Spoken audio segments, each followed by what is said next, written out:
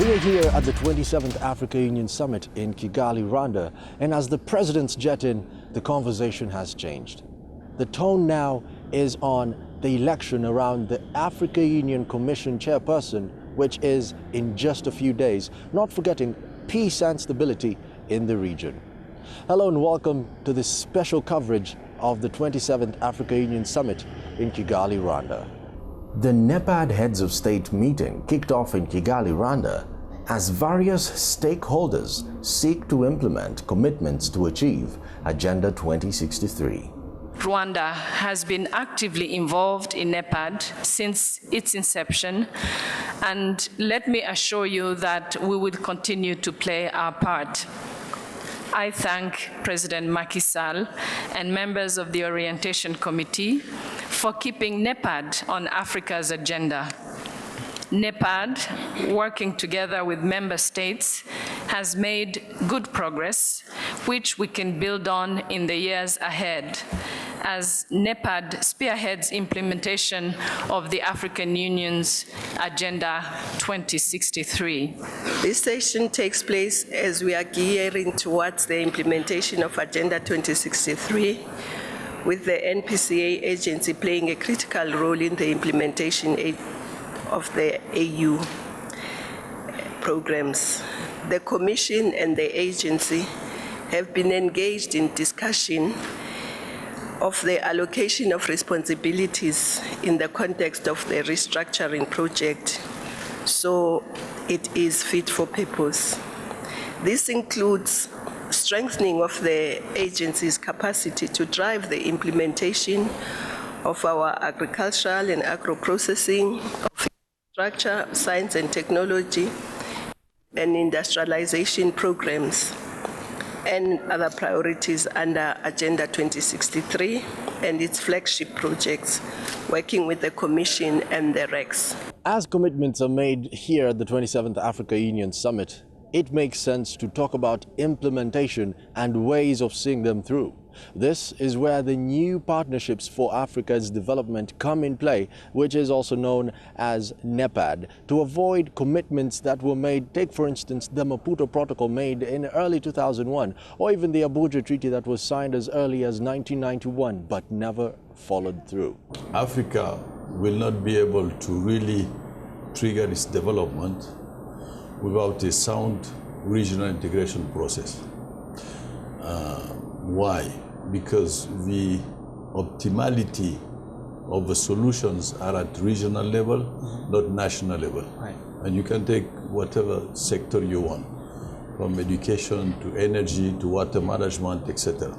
So it's very important that this regional dimension be embedded in owned regional strategies reflected in national plans. Right. So you no longer have the issue of individual champions. You need regional champions. Right. So that's the first point.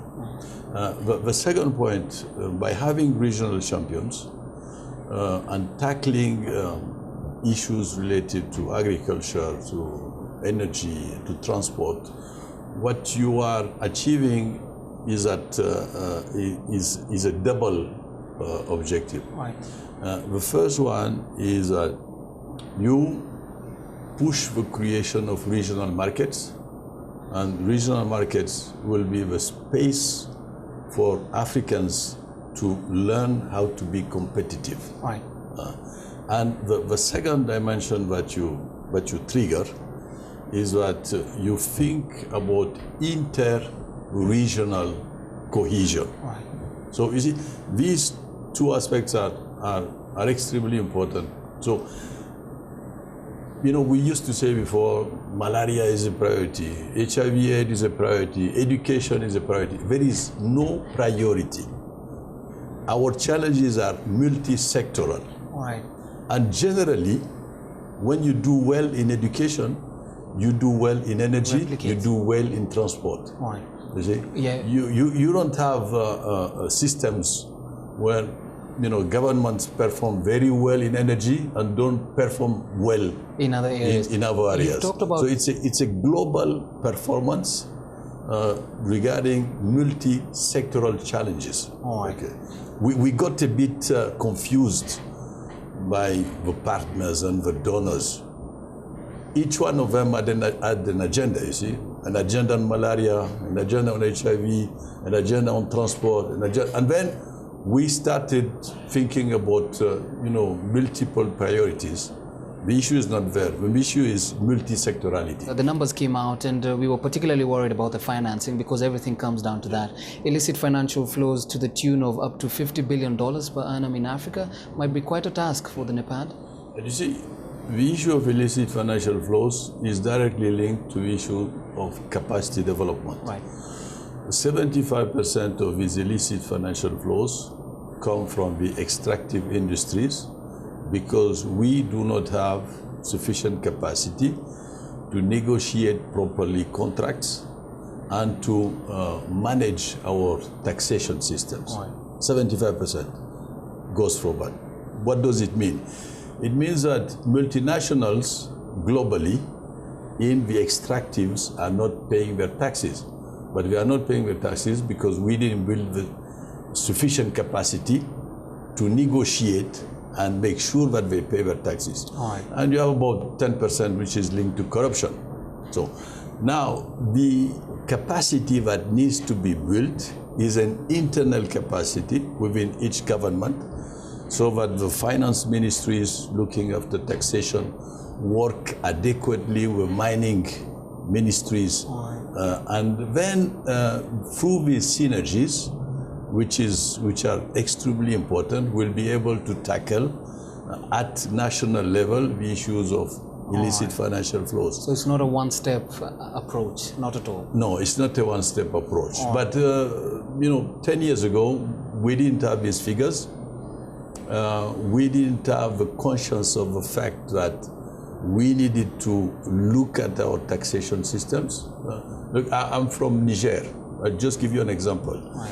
If we increase by 2 points our capacity to collect taxes, it's the equivalent of donors of ODA.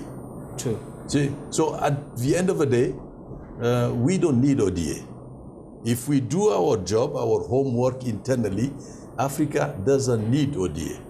You see? Yeah. And ODA would have only to play a catalytic role. Right, we'll be following up on that conversation, particularly on the funding. Let's move to what NEPAD has been doing. You launched Move Africa the last time we spoke, borderless Africa, particularly for goods moving across, in a nutshell. And now we are seeing the conversation on a borderless Africa, but this time for people. So the context of those two, are there any replicable solutions that you think could apply to both scenarios? Well, I think not all the African regions are moving at the same pace. Right. You see. The East Africa region is moving at a better pace, faster than other regions in the continent. Why is the East Africa region moving faster? Fundamentally because of political leadership. If you don't get leaders who politically think that regional integration is important, you can have the best imaginable tools, these things won't move. So the first point is political determination to make it happen. Right. And the second step is a sound regional strategy that will trigger that movement of goods and people, and that will shape the regional markets. Right. So when we designed Move Africa, what we did was to illustrate the fact that by not allowing goods to move, it had a direct impact on national development issues. Right. So governments needed to take into account the necessity to manage their borders differently through, for example, the one-stop border post, Right. in order to allow greater loads and in order to allow more efficiency. A lot more quantification. Exactly. Right. Now, following the global slowdown, foreign direct investment to the African continent has slowed down in the past 2 years. What does this mean? Africa, which has made colossal commitments when it comes to Agenda 2063, has to find financing, which is not only feasible, but sustainable too. We got a chance to speak to His Excellency Mothai Maruping, who is the Commissioner for Trade at the African Union. Take a look. Foreign direct investment is still the lowest to Africa. It still sidesteps Africa. So what comes in, even if it may be impressive in absolute terms to others, but compared to what flows to other parts of the world, it is still very low. ODA has been unreliable. The promises are made, but the commitments are not met. And ODA has been very selective. They will mention a big lump sum, but if you look at where it goes, it's just a few selected countries that receive that. But even those, sometimes the commitments are not met. And ODA has a lot of conditionality. It's conditionality laden. It's heavy on conditionality. So that's why really reliance on that has to be reduced, and then we rely more on what we think will come. But I also want to talk about private sector, to grow our private sector so that it is strong. Because some of the projects in Agenda 2063 are good investments in themselves. You know, a private company or a consortium of companies can invest in them and get a return on them. Power generation is one of them. You sell electricity. You know, in some places, even utilities now are run by the private sector. And then you can have roads or bridges with toll. You know, they can collect toll. So they can invest there. And there are three formulas for the private sector. It can be an investment, as I've just explained, where you invest and get rate of return. Or it can be the old formula of build, operate, and transfer. There is also the now bandwagon PPP, private, public-private partnership, where people are always want to scrutinize the agreements if the public doesn't want to get the short end of the stick. All right. Yes. So the beauty of Agenda 2060 is that it will be implemented in the public domain, private sector, as well as civil society. Right. These three parts participated in formulating it. They will participate in implementing it. Exactly. Yeah. All right, let's talk about Africa's collective GDP proportional to a share of the world's population, market resources, endowments. Now, a population growth of 3.3%, even as we talk about distribution of our revenue and our resources, this seems a bit out of reach. Well, I mean, if you compare with the rest of the world, it may be low. In fact, maybe even lower, because most of the exports are from the extractive industry, which more often than not is foreign owned. So it means that even if the prices are very good and there's a lot of revenue from that, a lot of it is repatriated. Yes, they will pay some royalties. Yes, they will pay some taxes. Yes, there will be some employment, but the bulk goes out. So GDP figures may be impressive, but what trickles within the economy may be minimal. Yeah, maybe minimal. Now, the Trans-African Highway, a project with the African group at the UN, collaboration with OAU and UNECA championed 1970s. Some of these others were picking on Mombasa to Lagos Highway, other Lagos in between Eastern Africa, Sub-Saharan Africa. What informs us that this will particularly work at this point? You know, with Agenda 2063, the picture has totally changed. We took all of us as African stakeholders, public, private sector, civil society. We looked back and said, why didn't previous frameworks work? And we found that why they didn't work or worked very slowly. So this time, yes, you can notice Agenda 23 is bottom up.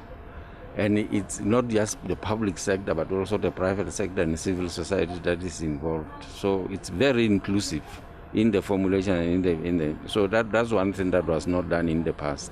It's not the work of the bureaucrats in air-conditioned rooms. It's the people's views. And number two, the question of risk. There's been risk analysis and devising of risk management strategy. Then capacity to do things. A capacity, it has been assessed, capacity gaps have been identified, and a strategy for closing those gaps has been formulated. And we know how much to outsource in the meantime while we are building our own capacity. The question of means of implementation, that's what we talked about earlier, funding. That has been given thought. Previously, frameworks came without saying how will it be. And then now with Agenda 2063, we have also assumed the results-based management approach. So there are clear goals, targets, indicators, and there is an accountability instrument for monitoring and evaluation to make sure that we will be, and we are improving statistics so that we can set the baselines and also be able to follow progress. We are having a communication strategy which you are helping with us with that, because the media there it's number one, is our champion. Right. To keep it in the minds of the people so that it's not forgotten. It doesn't end up in the shelves of civil servants, but it's in the minds of the people who own Agenda 2063. Then there is also domestication. We have identified national plans and regional economic communities plans as instruments of implementation. So we are making sure that the contents of Agenda 2063 are embedded or assimilated into national plans, because that's where implementation is. So what I'm saying is we have left no stone unturned, because we studied the past and say, what is it that we overlooked? And we studied mega trends, we have done situation analysis. I think it's a good blueprint for transformation of the continent. Interesting insights there from His Excellency Dr. Mothai Maruping, who happens to be the Trade Commissioner at the African Union. When we come back, we talk everything about illicit financial flows out of the African continent. Interesting insights still on how much leaves the continent annually.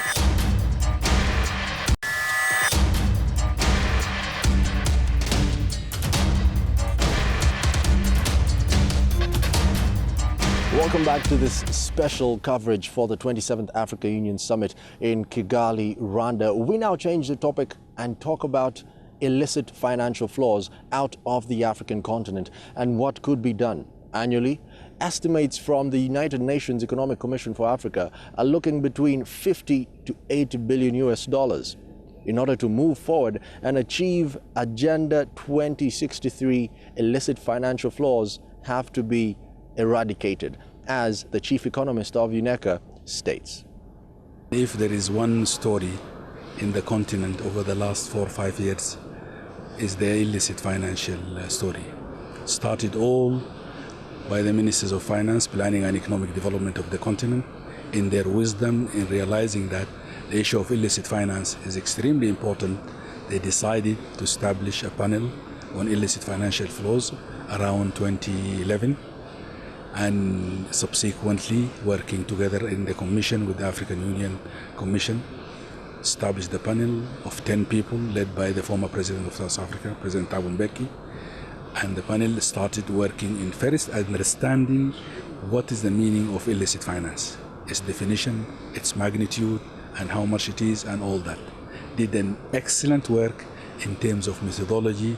They wanted to understand the phenomena in the African context, went through 6 African studies covering countries in different contexts, including Liberia as post-conflict, Nigeria, DRC, resource-based, Mozambique, Kenya, and Algeria. They got excellent results from that process, and they embarked on a consultation process that took them across the globe, first starting with the continent, sub-regional workshops in East and Southern Africa, in Nairobi in Kenya. They went to West Africa, that brought Center, North and West Africa in Accra, and then they embarked on a journey of discussing with our partners across the divide because this is an African problem that has global solution. We cannot solve it on our own. It takes two to tango, because it has a supply and demand also.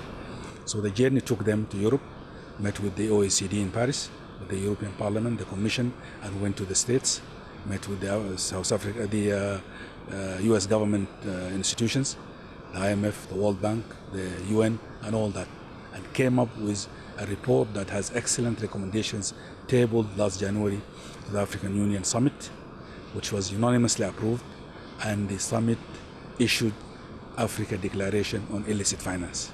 So this is briefly the story of how Africa reacted to this scourge. You know the magical figure we've been talking about, the 50 billion US dollars that leave this continent every year. Today, as we stand, it is almost twice the official development assistance that come to the continent. You can imagine the poor part of the world is subsidizing the rich part. We have to stop this hemorrhage. For us, it's a development issue. Thank you. You have mentioned that this does need a global touch to it. But when we do look at the Panama Papers, yet again, there are very many Africans who are named from Zimbabwe, from Tanzania, who are named. So don't you get the sense that maybe the globe is supporting the illicit financial flows from Africa? Let me put the record straight. I think Panama Papers came in the right time. It's actually testified and vindicated the work of the panel that we've been saying, look, this is a very serious, important issue. It became an issue when our partners on the other side realized also this is not about corrupt African dictators. It is all over the world. And let me put it in proper perspective. If you look at the components of illicit finance from our studies and confirmed by others, 60 to 65% of illicit finance is linked to commercial activities, work of multinationals and all that. 30 to 35% linked to criminal activities, counterfeiting and drugs, smuggling and all that. 5% linked to corruption. But don't get me wrong, corruption is cutting across all this. It's fueling, assisting commercial activities and even the criminal activities. So in proper perspective, we would like to see excellent, efficient, clean, accountable companies to come and work with us here in the continent, develop this continent. We don't want crooks. Those who want to come here don't pay their dues, don't pay their taxes, and siphon our money. So that is how we see it. There are a few Africans, of course, party to this. We cannot hide the fact that corruption fueling this, and it has been aided by some of the corrupt elements within ourselves. And that is why we are saying it's an African problem that calls for a global solution. Africa has to do its work, and it's part of the job, putting its house in order. And I think the continent is quite ready and quite committed to walk that talk. Dr. Hancock, don't you get the sense that we are a part of the problem, because many of these multinationals that are accounting for close to 65% of the financial flows out of the continent, we do give them the tax holidays, we do attract them to actually come here, and we do give them the incentives to be here. Aren't we a part of the problem? This is an excellent question, because you see, there is a wrong perception about tax haven and tax concession, which create, in economics we call it race to the bottom. The competition between different countries trying to give better terms for multinationals, and in that process we shoot ourselves on the foot. If you look at the world today, royalties, Africa get the least. In Latin America it's about 40%. Asia probably about 30-40%. Here in Africa, maximum royalty we get is about 8%. Getting a typical case of a race to the bottom. We need to collectively, as Africans, work together and not to fight in terms of giving better concessions to these companies. Believe me, these companies would come even if you tax them to the roof, if you create the environment where no country is breaking ranks. Do you know that Norway get close to 80%, if not more, of royalties, taxing those oil companies that are working with them? Yet they are there, they are continuing, they are operating, and they are making profit. So it is on us to address this. Yeah. Finally, Dr. Hancock, we have failed to bargain collectively. We do take an example of like ASEAN. ASEAN has managed to come together and bargain collectively, same as OPEC. But on the contrary, Nigeria can bargain even out of ECOWAS, and they do break a bargain, which is not as good as collectively bargaining as the African Union. Isn't this something that we need to address? This is an excellent area for Africa to address. You see, whenever we got our act together, whenever we work together, we got better deals. And there are excellent examples outside there. We have collectively worked together on establishing a common African position on our discussion on climate change. We got a better deal. We are the only region in the build-up to the approval of the Sustainable Development Goals that Africa went with a common position. Africa common position on post-15 development agenda. So the continent will always get better deals if we put our act together, if we work together, collective. We have a very serious, very solid power to reckon with. The 54 member states, if we work together, have a common position on every aspect that we address the rest of the world, we are bound to get better decisions, better results, and better outcomes. Now, because the African continent loses billions of dollars annually through poaching, many activists are pushing for governments, heads of state, and even the African Union to push the agenda for conservation across the continent. CNBC Africa today is privileged to speak with His Excellency President Benjamin Mkapa, the former President of the United Republic of Tanzania and a member of the Board of Trustees at the African Wildlife Foundation. Thank you very much, Your Excellency, for making time to speak to us. Obviously, wildlife plays a very big role as far as heritage, economy, and all factors. But just help our viewers understand why conservation is a very important subject, especially in this meeting in Rwanda. Well, to start with, one must accept that African wildlife and wildlands are a heritage of our people and our countries, which had to be better organized after independence. The colonial authorities generally did put a lot of emphasis on wildlife preservation and protection. But after independence, a major industry developed in the form of tourism and commercial hunting in these areas of parks and game-managed areas of our countries. So it is now a direct government responsibility, not only to make sure that those areas are protected and that the tourism is also moderated so that it is not a threat to the animals or to the land environment, but also to make sure that they continue to be healthy, respected for our future generations. My own president at independence, our founding president, Mwalimu Julius Nyerere, acknowledged this and in a broadcast to the nation said, we have inherited a very rich heritage of wildlife and wildlands. They are our national heritage, but we will make sure that they also become a world heritage. So that is the responsibility there is. Now there are challenges on two forms.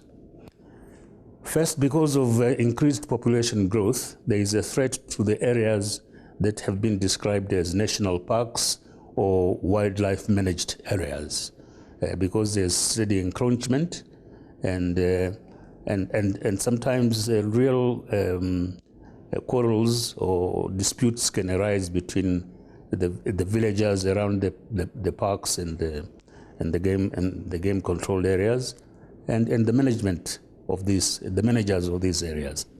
So we have to keep that in mind and see that government respects the borders and the fault lines. But secondly, that therefore the government has to make sure that it has a developmental outlook which enables the villagers to subsist by themselves, and this way to protect the wildlife and wildlands. So that is the second challenge. The third challenge is where you have commercialized the hunting, for instance, where this is allowed because of the intensity of wildlife. It has to be managed properly, so that you don't get faced with a sudden diminution of the wildlife population in those areas. That also is a responsibility of the government. And now I am here largely in order to try to raise the consciousness or to remind African leaders of their obligation to make this heritage an African heritage, and its maintenance also an African responsibility. Because so far it's mainly outsiders, specifically Europe, who are taking real steps to contribute to the costs of wildlife preservation, to agitate against wildlife trafficking, and so on. But this must be borne now by the African countries themselves as the nature of their responsibility for good governance. Right. Mr. President, there is a concern of African economies and cities and human settlement is growing, and this is a big challenge, especially when we talk about human-wildlife conflict. And it is a place where governments can come in to give direction. What would be your advice in areas where we've seen human-wildlife conflict that has obviously affected the population of some species? Well, first, there must be an education so that the responsibility for wildlife protection and preservation becomes a part of the national consciousness, and especially of the people around the parks and the game parks. So that has to be done. But secondly, because those areas are also a source of revenue through the tourism and game tracking and so on, and game hunting, the revenues ought to be distributed or deployed in such a way that there is a fair share between the management of the parks and also the development of the people in the villages around the parks. That kind of balance must be struck. And when the villagers see that it's also benefiting them, I'm sure they will respect the law governing the parks. I think your roles, especially in this meeting, is to try and secure that high-level engagement and commitment. The elephant in the room literally has been poaching, and this has affected the African conservation agenda for a very long time. Give us your sense of what are the opportunities in fighting poaching, and what are the challenges so far? The principal challenge is that, particularly with the elephant population, is that there are countries, and specifically China in the East, who place a great deal of value upon gifts from the trophies, from the elephant tusks. They make all kinds of things, decorative and otherwise, and therefore there is a real increasing trade in wildlife goods, illegally too. So that is a big challenge indeed. And to emphasize this, it became a talking point at the Forum for Africa-China Cooperation in December in South Africa. Fortunately, President Xi Jinping, on behalf of his people, acknowledged that it's a serious challenge to the relations between China and African countries, and that these might be soured if the trafficking continues at the scale in which it's going on. And so a China-Africa Council on Conservation was conceived and is being put into operation now. But also China, as part of its assistance programs to Africa and bilateral cooperation with Africa, have made a feature, have made wildlife conservation and wildlands preservation as an issue which they will support. And they have voted a sum of money to African countries that are making serious efforts to see that this challenge is responded to quickly. Right. There is a very strong theme of integration at the African Union right now, and conservation cannot be an isolated effort. Give us a framework of how exactly can African countries come together and integrate around the issue of wildlife and lands conservation. Some of those wildlands, and certainly the wildlife areas, do not respect colonial borders. You will find that they cross the territorial borders or the judicial borders, and there it is necessary for the countries concerned to work cooperatively to make sure that the laws are synchronized and that they are respected equally on both sides of the borders. And which is why it's necessary to have a collective view about the necessity for and the operational manner in which to give health and respect to the wildlife and the wildlands that they have. And still on that, we see a lot of planning. Different governments are pushing their tourism sectors, and we've gotten to a place where we have an uncoordinated sense of planning, and this has resulted in many cases to conflict, for example, between Tanzania and Kenya about who has the right to access what. How do we build a framework that ensures that whilst we conserve, African economies can still leverage on what they have as natural resources? Well, you know, the same spirit that drove us to establish the African Union, which is that we are one people and one continent and really one destiny, should drive us to be able to get together and harmonize these policies. And that's the great thing about the African Union. And it should not just be in matters of economy or trade and otherwise, even in wildlife conservation. And if that is addressed, it should be easy for countries to work together to that end. Look, we were able to work together to put an end to colonialism. We were able to work together to create all these regional economic entities. And now we are trying to work together to see if we can have a common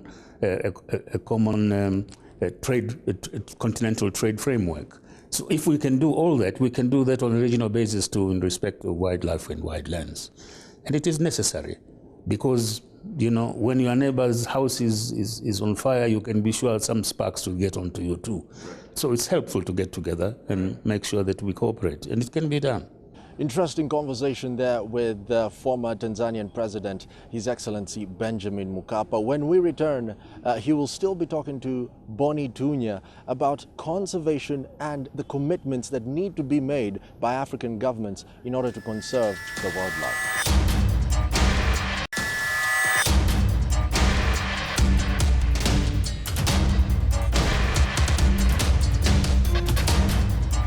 Welcome back to this special coverage of the 27th Africa Union Summit in Kigali, Rwanda. We do continue the conversation here with Boni Tunya speaking to the former president of Tanzania, His Excellency Benjamin Mkapa, about what governments can do to turn the tide and the narrative about wildlife conservation.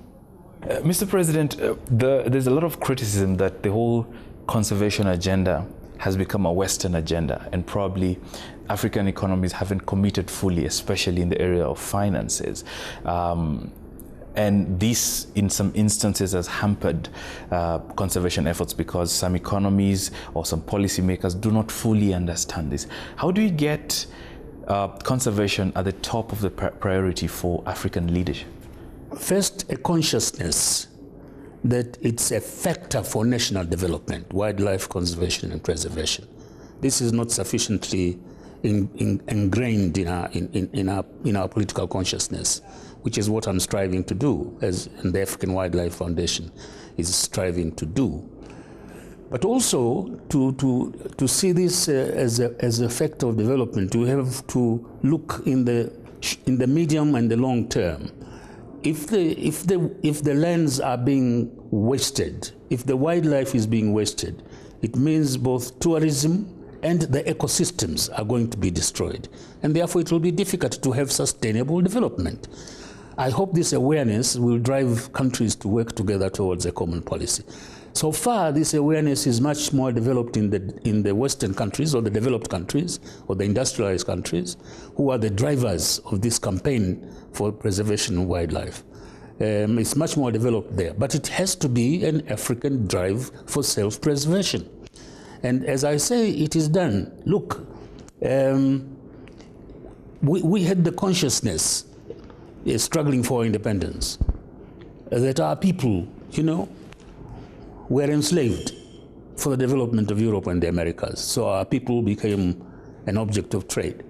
Then our resources, you know, our sovereignty was traded in for colonialism.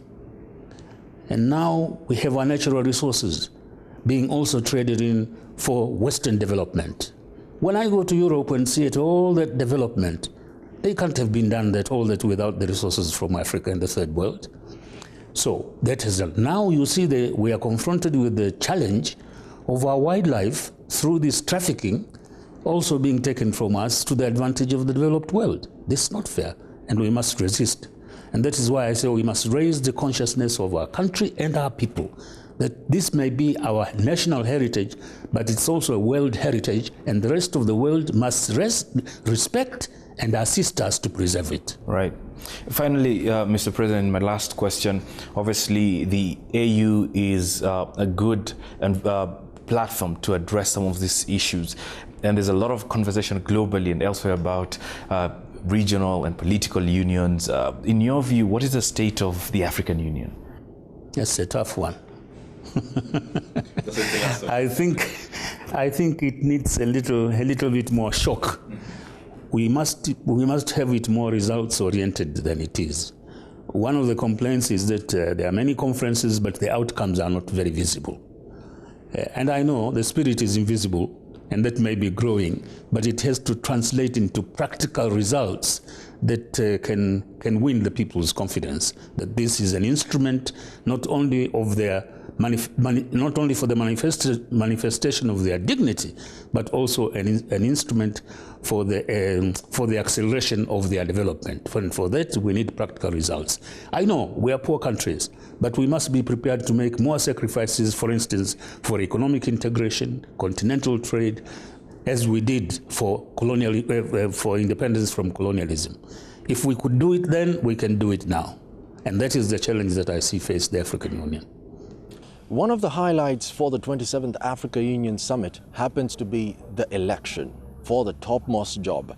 That is, of course, the Africa Union Commission chairperson. Two of the running mates happen to be women. We got a chance to speak to two of these women, but another key talking point happens to be ECOWAS, which went on record to suggest that maybe it would make more sense to push the election to January. Well, my campaign trail started early April after being nominated in March, and as a candidate I've moved to various countries in Africa. Specifically because Africa is organized in regions, I have moved in the regions to meet the leadership or the presidents of heads of state of those regions. And I've also been to meet the chairperson of the African Union in Chad. Well, my take on that, as somebody very interested in building systems for any institution, I believe that when rules are laid down, they should be followed. But looking at AU as AU, right now, if elections are postponed, both the chairperson and the deputy and a good number of commissioners, their terms are over.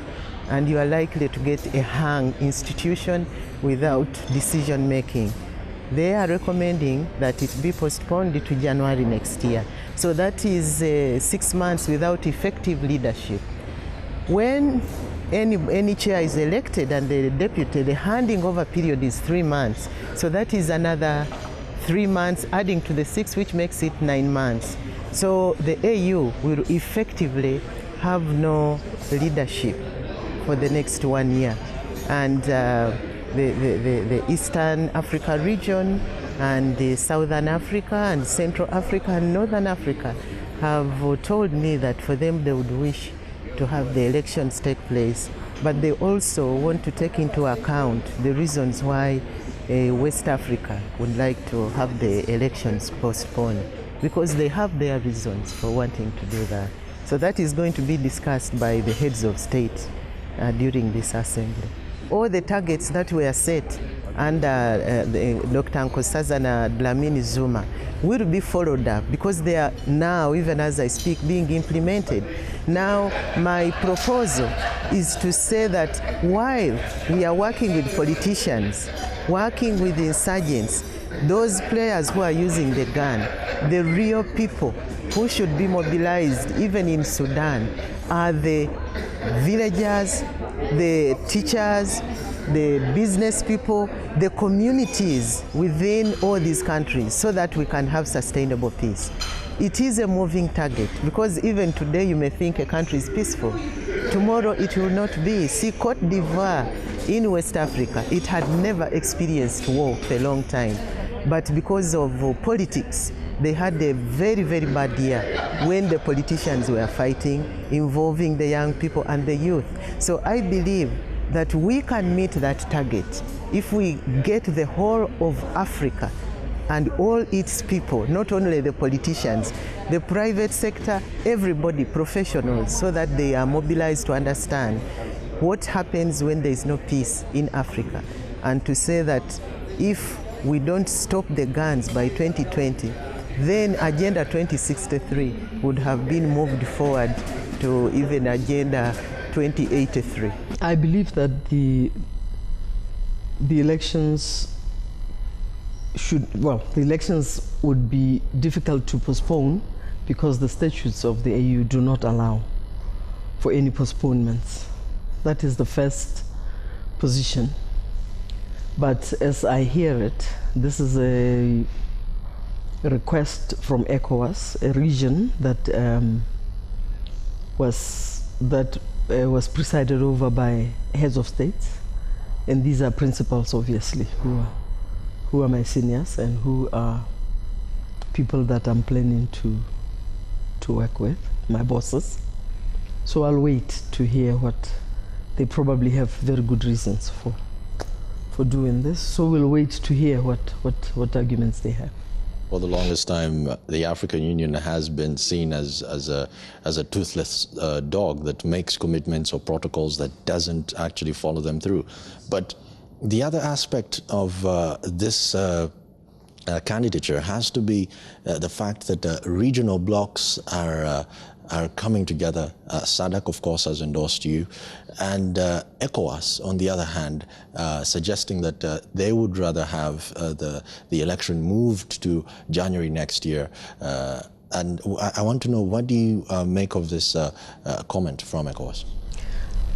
ECOWAS is a region made up of heads of state, people I have applied to work for.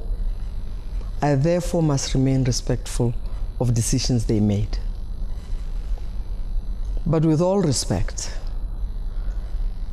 I am going to remain open to hearing what advised the decision to call for a postponement. But within the statutes of the AU, I see nothing that says the elections can be removed or deferred. Because once you open an election runs until there's a vote. That's what closes an election. And this election is running. And until there's a vote, I have seen nothing in the statutes of the AU that says this election can be deferred. We cannot leave you without talking about the position of the different countries. We have Libya, South Sudan, we have Burundi, and we had a resolution 2020, all the guns should be silent, but this is something that is not happening. Of course, Botswana has boots on the ground in South Sudan. Isn't this a broken record when it comes to talking about many of these protocols, but still war is ravaging the continent?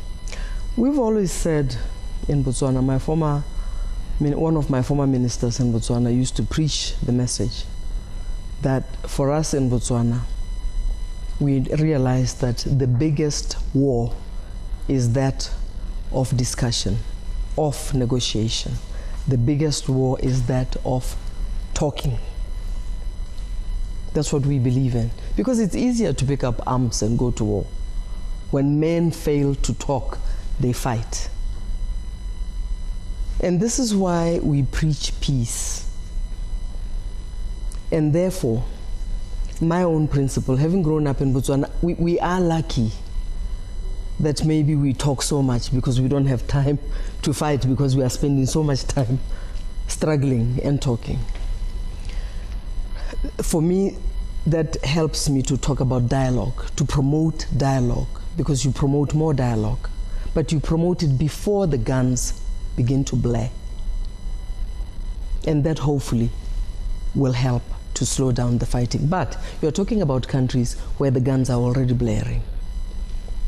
Now that would then call for us using the machinery that is already within the AU. It would be for me to find out how to use better the mechanisms that are already in place, to find out how better to involve the regional structures that are already in place, find out why they are not working at the moment. Following Rwanda Development Board setting up the MY strategy in 2014, which of course stands for Meetings, Incentives, Conferences and Exhibitions, the role of a national carrier to ferry in business tourists from the region into Rwanda has never been underlined better. To show you the magnitude of this, Rwanda is now getting 2 Airbuses A330s to do numerous routes across the globe. I know our heads of states are going to be pronouncing themselves on it during this summit. So that is very exciting that this is now becoming a reality. In terms of its direct impact to our business, we are in the business of moving around people from country to country, from destination to destination. So the biggest inhibition we have been having is that everywhere an African wanted to be on the same continent, at times it was easier to acquire or to find a European or an American visa than a fellow African. So you have to get out to get back in. At times you had to find your way to go probably to another capital to be able to find the ambassador of that other country where you're going, for you to be able to access a visa to that other country, which could actually be less than an hour away flying time.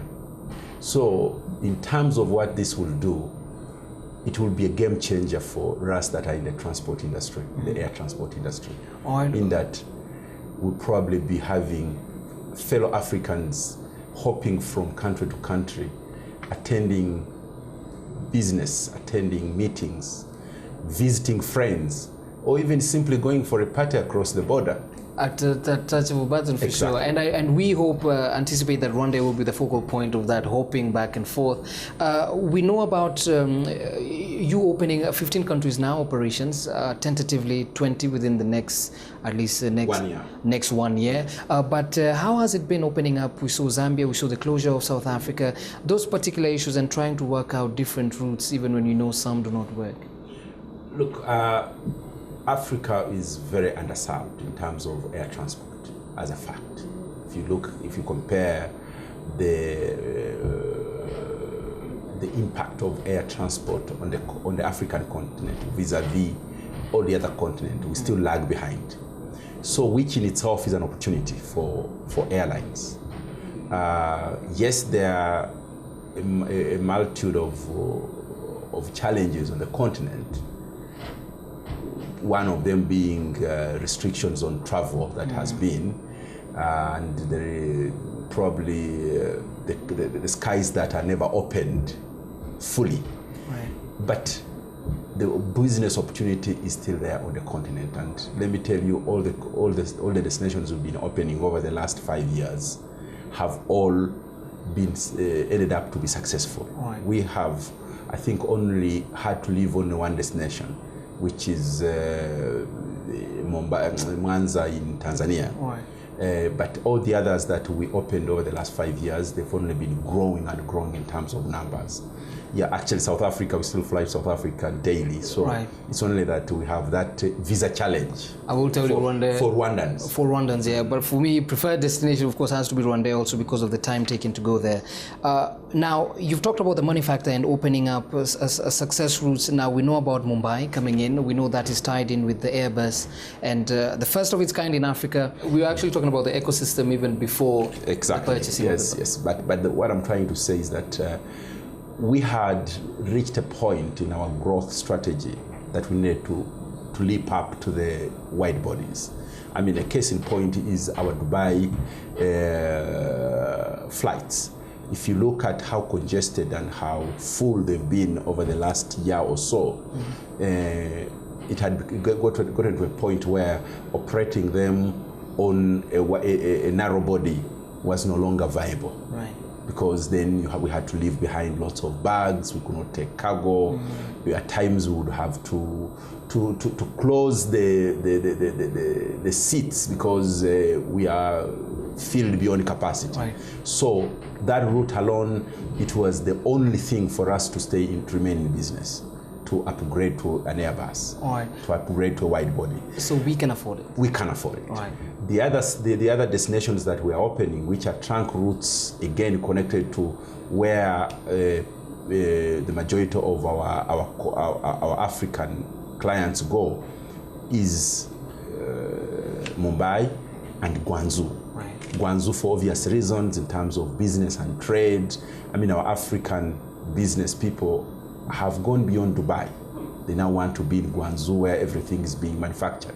Right. So it was only a natural addition to our network in order to consolidate our position on the continent. Although numerous commitments have been made at the 27th Africa Union Summit, one can't help but wonder whether we can be able to travel 10 years from now across the continent on an African passport. This has been a CNBC Africa special coverage. I'm Arnold Segawa, and thank you for watching.